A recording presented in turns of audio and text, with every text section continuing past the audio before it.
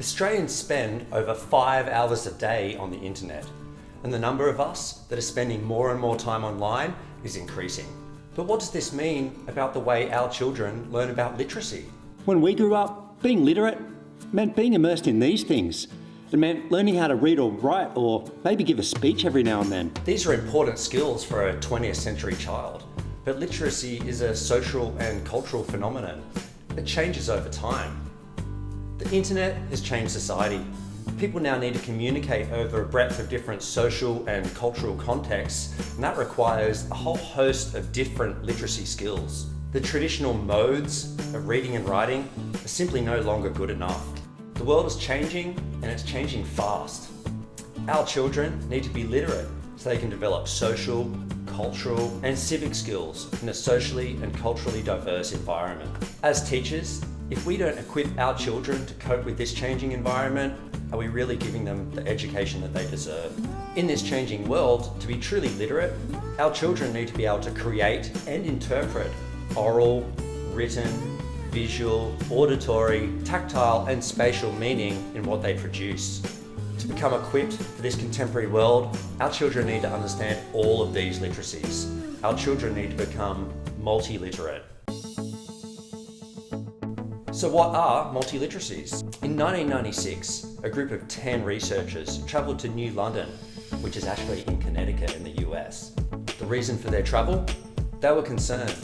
In their mind, our traditional ways of teaching literacies were leaving our children unequipped to deal with the world. Information was mobile. Information was global. Information was transmitted digitally through an ever-increasing technologicalized world. Yet students were still buried in books. These researchers called themselves the New London Group, and their framework for understanding literacy recognised the changing way that meaning was being produced in our contemporary society.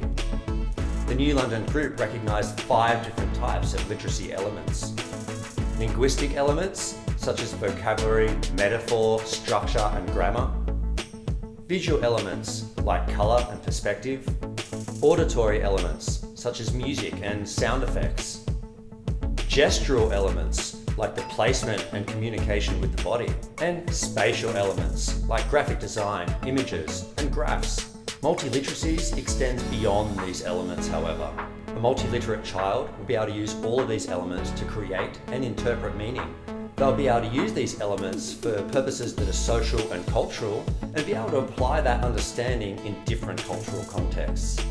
So how will this change what we as teachers are communicating to your children at school? Learning in a multiliterate way is technologically enhanced learning. We should be expecting our children to create meaning through a diverse set of texts using digital technologies. But to do this, to become multiliterate, our children need to be problem solvers. Our children need to maintain flexibility. Our children need to be critical and analytical, socially aware and just, and become informed thinkers and strategic planners. In the classroom, this could look like your child making comic strips, designing web pages or videos, making posters or infographics, or even connecting on social classroom sites. All of these new literacies require technology. However, multiliteracies is far more than just inserting technology into the classroom. Your child's classroom teacher will be doing simply more than adding technology into classroom lessons. The New London Group defined 4 dimensions used to teach multiliteracies. Teacher jargon warning! The first one is situated practice. Situated practice simply recognises that what our students learn needs to be connected to the real world. The next dimension is overt instruction. Overt instruction means that your child's teacher will help your child recognise skills they have, connect them to new skills, and use them to solve problems in the real world. Critical framing is how your teacher will use situated practice and overt instruction to help your child connect what they're learning to social, cultural, or historical practices.